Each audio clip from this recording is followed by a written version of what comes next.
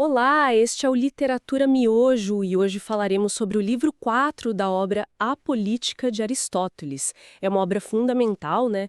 Dividida em 8 livros, mas hoje o nosso foco vai ser mergulhar especificamente no livro 4. Vamos lá.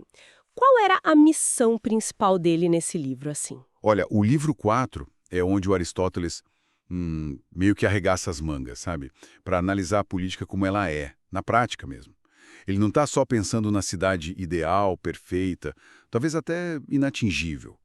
A ideia aqui é investigar a diversidade das constituições que realmente existiam. Ah, interessante. É, entender qual seria a melhor forma possível, né? Para a maioria das cidades. E também como classificar e, quem sabe, até melhorar os regimes que já estavam lá.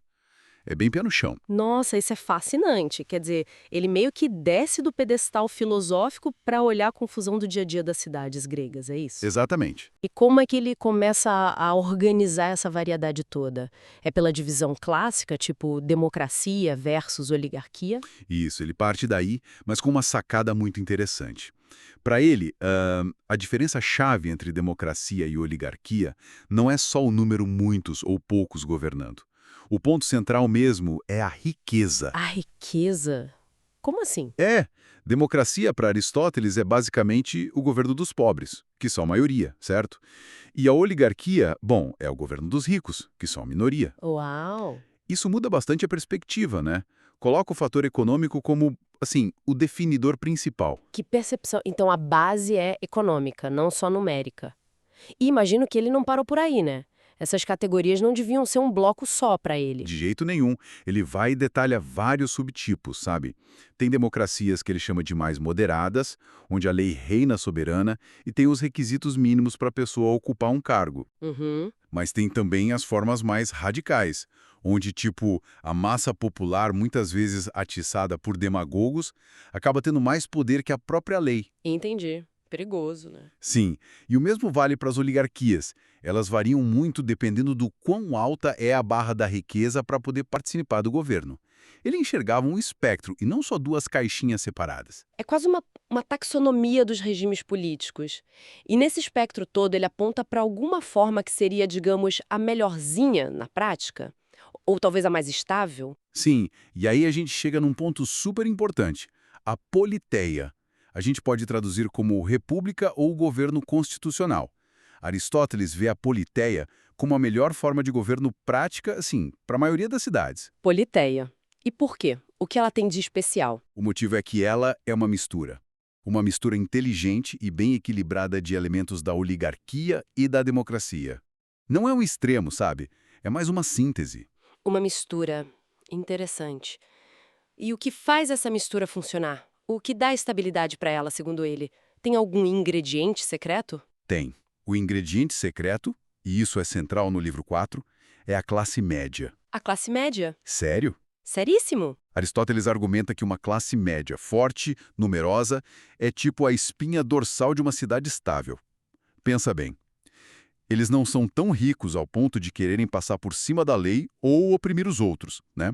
Mas também não são tão pobres a ponto de viverem só no ressentimento ou serem facilmente manipulados. Faz todo sentido. Eles funcionam como um fator de moderação, de equilíbrio entre os dois extremos. Que interessante ele atribuir essa virtude, quase que natural, à posição econômica intermediária. Não é só número, é o caráter ligado à condição material. E além dos tipos de regime, ele chega a analisar a máquina do governo por dentro, tipo as peças. Sim, sim. Ele disseca a estrutura do poder em três partes, que ele via como essenciais em qualquer constituição.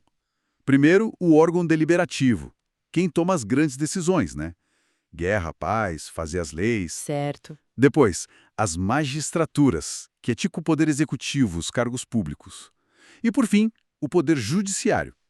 E aí, a forma como essas três partes se organizam, como o poder é distribuído entre elas e quem pode acessá-las, isso é que define de verdade o caráter de cada regime. Se é uma democracia, uma oligarquia ou mesmo a tal da politeia. Entendi. Então, no fim das contas, o livro 4 nos dá um mapa muito mais rico da política real do que aqueles rótulos simples de democracia ou oligarquia. Mostra que a estabilidade talvez não venha de um ideal puro, mas de um equilíbrio bem pragmático. Exato. E especialmente com uma classe média forte ali no meio, e dependendo de como as funções do governo são divididas. Precisamente. É uma análise que valoriza muito a moderação, o equilíbrio e a importância de entender as dinâmicas sociais e econômicas que estão por trás das estruturas políticas. E isso, claro, nos deixa com uma pergunta bem atual, né? Mesmo depois de tanto tempo. Qual? Até que ponto essa análise do Aristóteles sobre a importância da classe média e desse equilíbrio todo ainda serve para a gente entender os desafios políticos de hoje? Em democracias enormes, tão diferentes da polis grega. Fica aí a reflexão, né? Esse foi o Literatura Miojo. Rápido, mas com gosto de quero mais. Todos os dias, às 10 horas, uma obra nova. Curtiu? Então procure a obra original e experimente a leitura completa. A literatura te espera sem pressa, mas com prazer.